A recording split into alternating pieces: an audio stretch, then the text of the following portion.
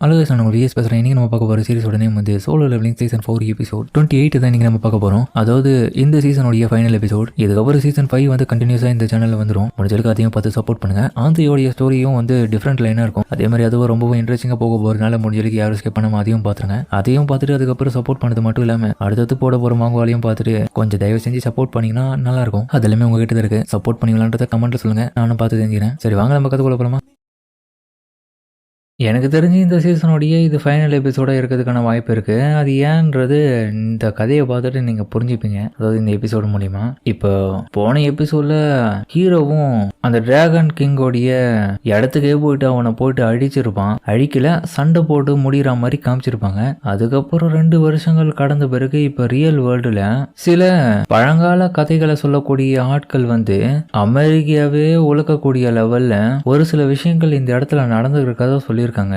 அதாவது ஒரு காடு இந்த இதுல 2 விதமான ஆட்களை உருவாக்கி அது மூலியமா ஒருத்தர் வந்து இந்த உலகத்தை ஆளணும்னு நினைச்சு அழிக்கப்பட்டு திரும்பவும் இன்னொருத்தர் அதை போயிட்டு இந்த உலகத்தை சார்பாக காப்பாற்றின மாதிரி, அப்புறம் இந்த லேண்டை மீட் எடுத்த மாதிரி எல்லா விதமான கதைகளையும் சொல்லி கொடுத்துட்டு இருக்காங்க. இப்போ இது ஹீரோ எல்லாமே இதை சொல்லிட்டு இருக்கான். இந்த இடத்துல முக்கியமான பெரிய தொல்லையா இருக்குது இந்த நார்மா செலேனர் தான். இவ வேற ஃபியூச்சர்ல நடக்கிற விஷயத்தெல்லாம் பார்த்துட்டு கண்டமேனி வளரிட்டு இருக்கா. அது வேற அந்த இடத்துல நடக்கிறதுனால சந்தேகப்படுறாங்க. இப்போ அவளும் காட் ஆஃப் தி டெஸ்ட்னு சொல்லப்படுற ஒரு நபர் அவர் டிசைட் பண்ணதுனால தான் நம்மளுடைய உலகம் இன்னமும் பாதுகாப்புல இருக்கு. ஏன்னா அவர்கிட்ட infinity number of the soldiers of டெத்னு அழைக்கப்படுற ஆளுங்க இருக்கிறதுனால அவர்கிட்ட இருந்து எந்த ஒரு நபரும் மறைக்கவே முடியாது. ஏன்னா அவர் தான் காட் ஆஃப் தி டெத். அவர் ஆசைப்பட்ட யாருடைய உயிரை வேணாலும் ஈஸியாக எடுத்துட முடியும். இதெல்லாமே நடந்து 2 வருஷங்கள் ஆயிடுச்சு. அது ஏன்னா 2 வருஷத்துக்கு முன்னாடி நார்த் கொரியால ஒரு டைரக்டர் சமீப காலமா இறந்து போனன்ற விஷயத்த வந்து இவர் ப்ரெடிக்ட் பண்ணதாகும். கூடவே டெரரிஸ்ட் வந்து ஒரு சில பேசஞ்சர்ஸை கிட்னாப் பண்ணுற விஷயத்தையும் உட்பட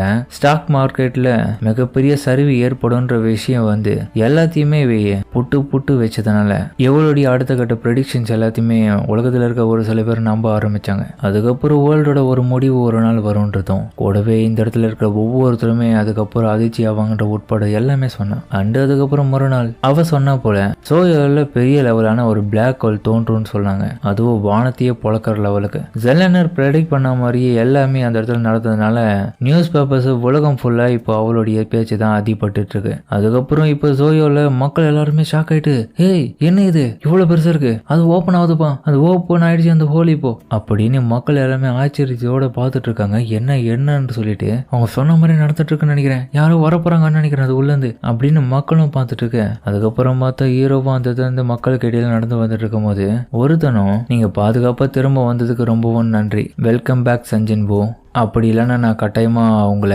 ஷேடோ மானாச்சுன்னு சொல்லலாம்ல அப்படின்னு அவனும் ஹீரோ கிட்ட ஒரு பொக்கையை கொடுக்குறான். நான் கொஞ்சம் கூட எக்ஸ்பெக்ட் பண்ணல. உங்களுடைய அப்பியரன்ஸ் இப்போ பார்க்கும் போதே ஒரு மிடில் ஸ்கூல் ஃபார்மலில் தான் இருக்கீங்க. என்னுடைய முகம் யாருக்கும் தெரியக்கூடாதுன்ற ஒரே நோக்கத்துக்காக மட்டும்தான் நான் இந்த மாதிரி சுற்றிட்டு இருக்கேன். அப்படி இருந்துமே இவன் என்னை கண்டுபிடிச்சிட்டான். இருந்தாலும் நான் கொஞ்சம் கூட எதிர்பார்க்கல. ஒரு பர்சன் எனக்காக இந்த இடத்துல வரவே இருக்கிறான். எப்படி இது சாத்தியம்?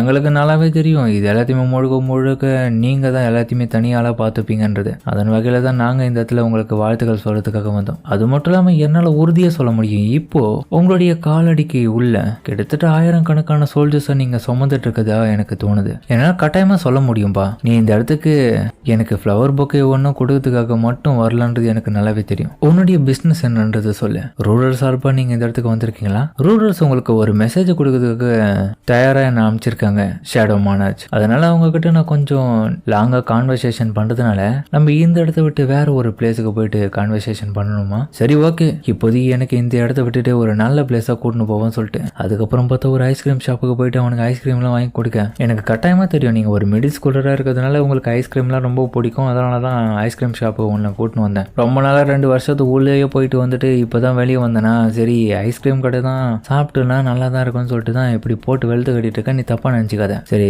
ரூரல்ஸ் என்ன என்கிட்ட சொல்லணும்னு நினச்சாங்க அதை சொல்லுறியா?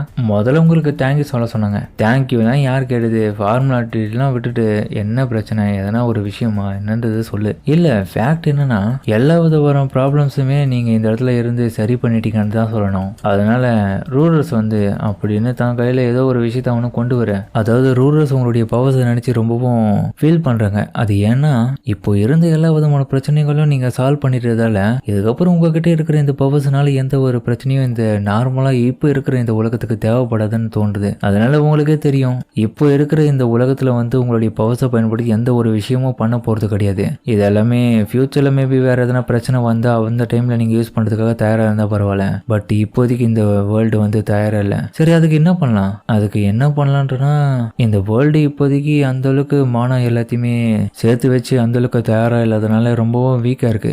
ஏதன் காரணமா நாங்க உங்ககிட்ட ஒரு விஷயம் கேட்கறது என்னன்னா, நீங்க தப்பா நினைச்சுக்கணும்னா நீங்க இந்த இடத்த விட்டு வேற ஒரு உலகத்துல உங்களுடைய பவர்ஸை பயன்படுத்தி அங்கேயே வாழ ஆரம்பிக்கலாம். அதுதான் நாங்க சொல்லலாம்னு நினைச்சோம். ஹீரோவும் கடுப்பாயிட்டு, என்ன சொன்னீங்க? என்கிட்ட இருக்கிற இந்த பவர்ஸ்னால யாருக்குன்னா எதனா பிரச்சனை வந்துடும், இந்த உலகத்துக்கு செட் ஆகாதுன்னு சொல்லிட்டு இந்த இடத்த விட்டுட்டு, அதுவும் நான் பிறந்த இந்த சொந்த உலகத்தை விட்டுட்டு நான் வேற ஒரு உலகத்துல போயிட்டு வாழணுமா? என்ன கம்ப்ளீட்டா என்ன சீல் பண்ணி முடிச்சிடலான்னு நினைச்சுங்களா?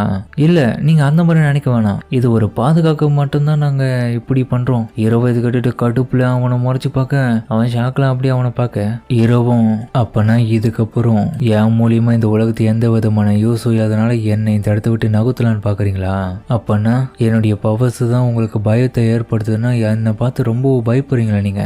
நான் உங்களை எதனா பண்ணிட்டேன்னா என்ன? நான் ஒன்னும் ப்ரொசஸ் பண்ணல.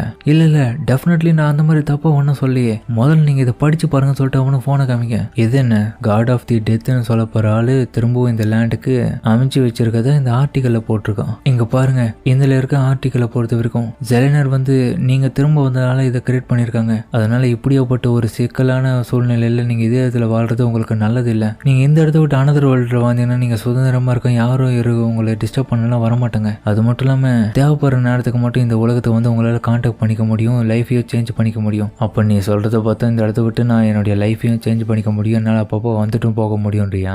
ஆமா, சரியா சொன்னீங்க. சரி, எனக்கு கொஞ்சம் டைம் கொடு, இதை பத்தி நான் யோசிக்கணும். சரி, எவ்வளவு டைம் வேணாலும் எடுத்துக்கோங்க. நீங்க பொறுமையா கூட பதில் சொன்னா கூட எனக்கு அதுவே போகணும். கிரேட் மானார்ச் அப்படின்னு அவனும் சொல்லிட்டு அந்த இடத்துல கிளம்ப, ஹீரோவும் அதுக்கப்புறம் யோசிக்கிறான். இந்த இடத்துல வாழ்ற ஒவ்வொரு உயிருள்ள ஆட்களுமே ஏதோ ஒரு விஷயத்த தன்னுடைய வாழ்க்கைக்காக போராடி தான் இருக்காங்க.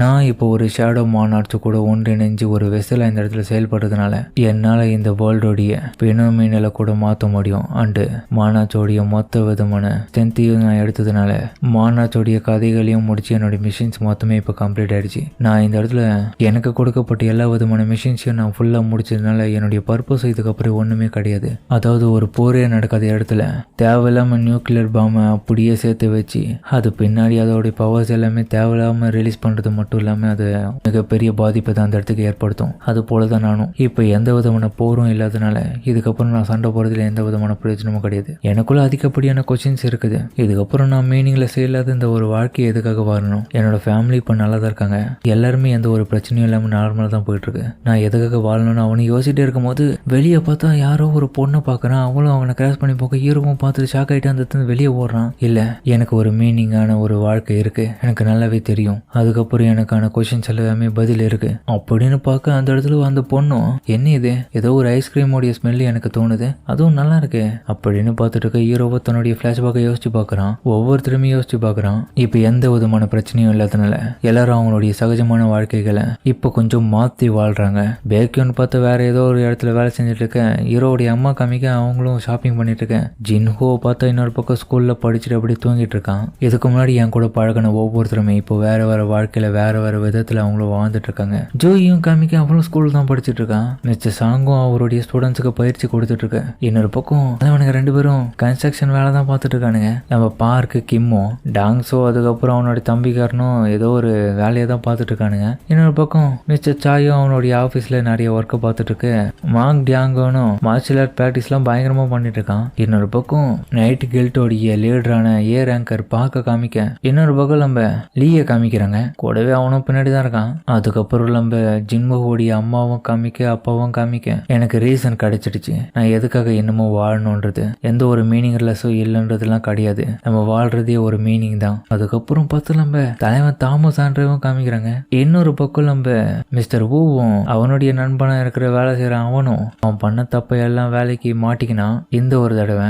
இன்னொரு பக்கம் நம்ம சேர்மன் கோவோ இன்னமும் உயிரோட தான் இருக்காரு. அவரு சாக்கல, இன்னமும் வயசும் ஆகல அந்த அளவுக்கு. கடைசியா நம்ம ஹீரோவோடைய ஆளை காமிக்கிறாங்க. சாஹிமும் அப்படியே அவனை திரும்பி பாக்குறான். நான் டிசைட் பண்ணிட்டேன், என்னுடைய மீனிங்கான வாழ்க்கை இதுக்கப்புறம் தான் ஆரம்பிக்க போகுது அப்படின்னு ஹீரோவும் நம்ம சாஹிமை பார்க்க அதோட இந்த சீசன் 4 முடிக்கிறாங்க. சரிங்க, இந்த வீடியோ எப்படி இருந்துச்சுன்னு கமெண்ட் சொல்லுங்கள். அதுக்கப்புறம் இந்த சீசன் 4 எப்படி இருந்துச்சுன்னு கமெண்ட்டில் சொன்னீங்கன்னா நல்லாயிருக்கும். ஏன்னா உண்மையிலேயே வெறித்தனமாக பண்ணியிருக்காங்க. நான் கொஞ்சம் கூட எதிர்பார்க்கல. இதெல்லாமே ஒரு கால்குலேஷன் படி தான் நான் சீசனாக பிரிச்சுட்டு இருக்கேனே தவிர மிச்சப்படி வேறு எதுவும் கிடையாது. அதனால் நீங்கள் மிஸ் பண்ணாமல் பொறுமையாகவே பாருங்கள். அது மட்டும் இல்லாமல் சீசன் 5 இன்னும் கூடிய சீக்கிரம் வந்துடும். அதுக்கப்புறம் அதையும் பார்த்து கண்டினியூஸாக சப்போர்ட் பண்ணுங்கள். ஏதோ ஒரு வழியாக மொத்த வேலையும் முடிச்சிட்டான். அவனுக்காக இருந்தது எல்லாமே ஃபைனலாக இருந்தது கூட முடிச்சதுனால இப்போ மீனிங்கான ஒரு வாழ்க்கை என்னடானா ஒரு ஃபேமிலியை கிரியேட் பண்ணி அப்படியே நார்மலாக வாழ்றது தான். இதுக்கப்புறம் அதை தான் காமிக்க போகிறன்றது நல்லாவே தெரியுது. அதனால் முடிஞ்சளுக்கு அடுத்தது எபிசோடையும் பார்த்து சப்போர்ட் பண்ணுங்கள். சரிங்க, நம்ம இதோட இந்த வீடியோ முடிச்சுப்போம்.